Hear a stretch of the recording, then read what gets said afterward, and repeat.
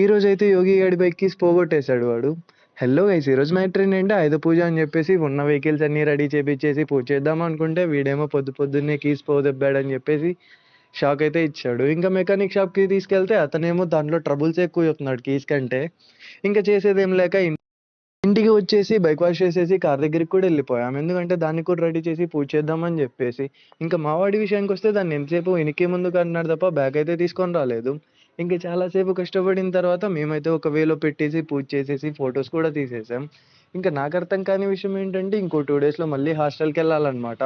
ఇంత life enjoy చేసి మంచి ఫుడ్ తిన్న తర్వాత నాకైతే కాలేజ్కి వెళ్ళాలని అస్సలు అనిపించదు. మీకేమనిపిస్తుందో ఖచ్చితంగా కామెంట్ చేయండి.